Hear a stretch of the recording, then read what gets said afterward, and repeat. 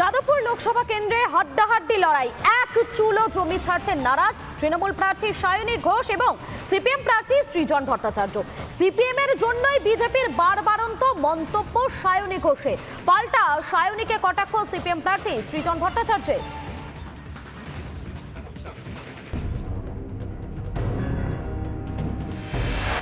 বিগত 10 বছর সিপিএম এমন ভাবে গর্তে ঢুকে গেছে যে বিজেপিকে তারা রাস্তা করে দিয়েছে।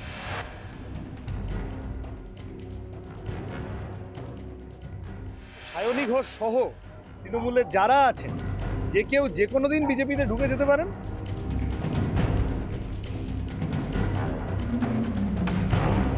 বিগত 10 বছর সিপিএম এমন ভাবে গর্তে ঢুকে গেছে যে বিজেপিকে তারা রাস্তা করে দিয়েছে। আপনারা বলুন, 34 বছর সংগঠন এবং সরকারে থাকার পর 10 বছর সিপিএম কোথায় ছিল যে বিজেপি নামক একটি অপরাধ পার্টি এখানে ঢুকতে পেরেছে? কোথায় ছিলেন আপনারা? আপনারা সুবিধা করে দিয়েছে, আপনারা এনেছেন তাদেরকে, এবং সেই জন্য 2014 থেকে শুরু করে 2019-এর ভোট যদি আপনারা দেখেন তাহলে দেখবেন একটা 15% ভোট ব্যাংক রয়েছে।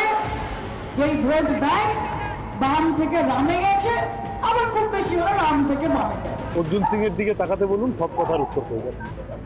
রাজীব, মুকুল, সব্যসাচী, অর্জুন সিং, বাবুল সুপ্রিয়, যারা যারা এক সময় বিজেপিকে কখনো পেয়ার হয়ে বলতো, তারা তৃণমূলকে হামতুম বলে এখন। আবার দুদিন পরে বিজেপিকে আবার বিজেপির খোপে ঢুকে যাবে না, এর কোনো গ্যারান্টি নেই। ফলত সায়নী ঘোষ সহ তৃণমূলের যারা আছেন যে কেউ যে কোনো দিন বিজেপিতে ঢুকে যেতে পারেন, আর বিজেপিতে যারা আছেন যে কেউ যে কোনো দিন তৃণমূলে ঢুকে যেতে পারেন। ওই জন্য আমরা বলছি ফুল বদলে লাভ নেই, আমরা ফল বদলাবো।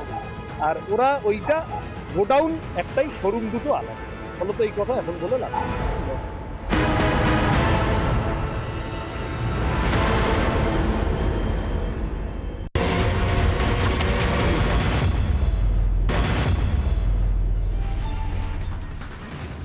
যাদবপুর লোকসভা কেন্দ্রে হাড্ডাহাড্ডি লড়াই। এক চুলো জমি ছাড়তে নারাজ তৃণমূল প্রার্থী সায়নী ঘোষ এবং সিপিএম প্রার্থী সৃজন ভট্টাচার্য। সিপিএম এর জন্যই বিজেপির বারবারন্ত মন্তব্য সায়নী ঘোষের। পাল্টা সায়নীকে কটাক্ষ সিপিএম প্রার্থী সৃজন ভট্টাচার্যের।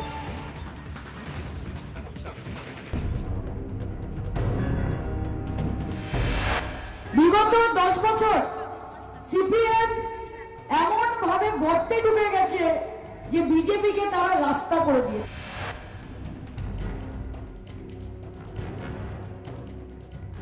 সায়নী ঘোষ সহ তৃণমূলের যারা আছেন যে কেউ যে কোনো দিন বিজেপিতে ঢুকে যেতে পারেন।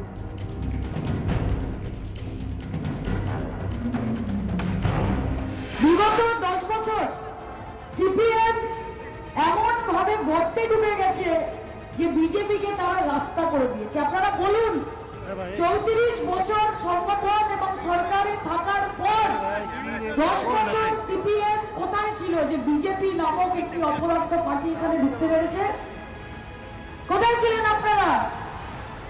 আপনারা সুবিধা করে দিয়েছে, আপনারা এনেছেন তাদেরকে, এবং সেই জন্য 2014 থেকে শুরু করে 2019-এর ভোট যদি আপনারা দেখেন তাহলে দেখবেন একটা 15% ভোট ব্যাংক রয়েছে।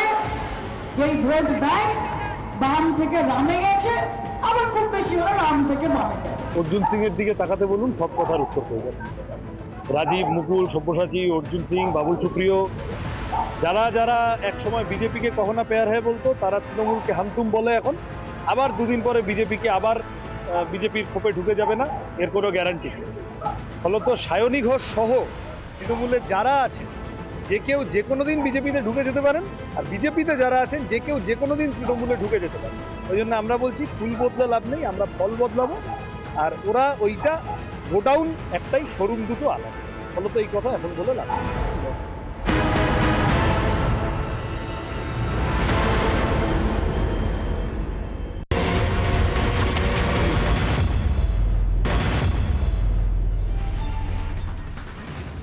যাদবপুর লোকসভা কেন্দ্রে হাড্ডাহাড্ডি লড়াই। এক চুলো জমি ছাড়তে নারাজ তৃণমূল প্রার্থী সায়নী ঘোষ এবং সিপিএম প্রার্থী সৃজন ভট্টাচার্য। সিপিএম এর জন্যই বিজেপির বারবারন্ত মন্তব্য সায়নী ঘোষের। পাল্টা সায়নীকে কটাক্ষ সিপিএম প্রার্থী সৃজন ভট্টাচার্যের।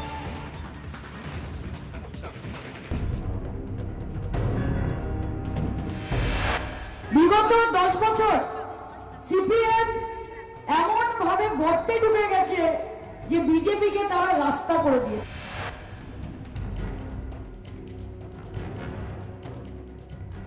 সায়নী ঘোষ সহ তৃণমূলের যারা আছেন যে কেউ যে কোনো দিন বিজেপিতে ঢুকে যেতে পারেন।